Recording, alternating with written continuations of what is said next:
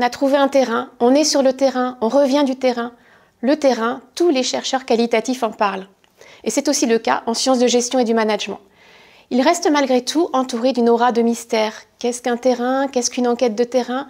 Comment conduire une enquête de terrain en management? Voilà les 3 questions auxquelles notre livre s'efforce de répondre.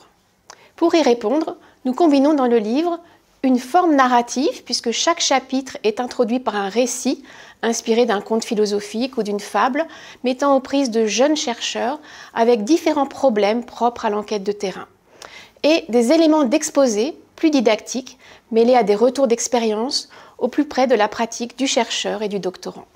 Prenons l'exemple du premier chapitre, intitulé « Qu'est-ce qu'une enquête de terrain en management ?»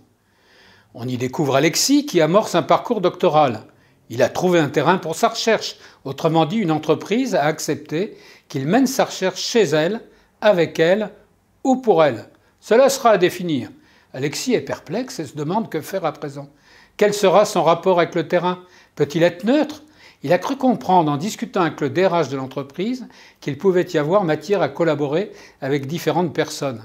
Et ce dernier compte sur son analyse pour l'aider à faire un choix d'outils de gestion. Mais est-ce bien son rôle? Ne va-t-il pas compromettre son identité de chercheur s'il accepte cette proposition? Toutefois, s'il ne répond pas à cette offre, il ne voit pas bien comment démarrer. La suite du chapitre apporte des réponses à Alexis, en explicitant ce qui se cache derrière le terrain de la recherche.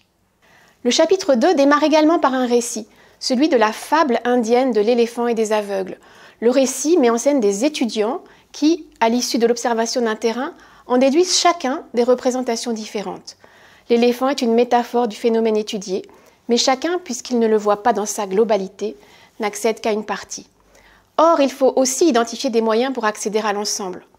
Nous proposons de mobiliser une approche par les dispositifs de gestion comme grille d'analyse et d'identifier ainsi des aspects sociaux et techniques de la gestion pour en comprendre l'arrangement. Les 5 autres chapitres sont entièrement consacrés au processus de recherche, abordé en 4 grandes phases. Préparer, conduire l'enquête, analyser et restituer. On y trouve en plus des recommandations classiques, des extraits d'entretien ou de protocoles d'observation produits au cours de recherches conduites par les auteurs ou leurs doctorants, ainsi que des indications sur des points plus techniques ou encore des conseils pratiques qui nous ont semblé répondre à des questions récurrentes chez l'apprenti chercheur. Par exemple, comment faire face aux difficultés de l'entretien individuel? Comment coder les données? Est-ce une obligation? Peut-on faire évoluer sa problématique de recherche? Ou encore, comment valoriser sa recherche et pourquoi?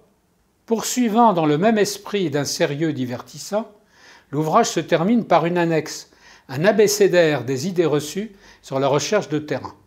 Les entrées de l'abécédaire sont tirées de propos entendus et très répandus, pouvant être vus comme autant de pièges dans lesquels nous espérons que notre lecteur ne tombera pas.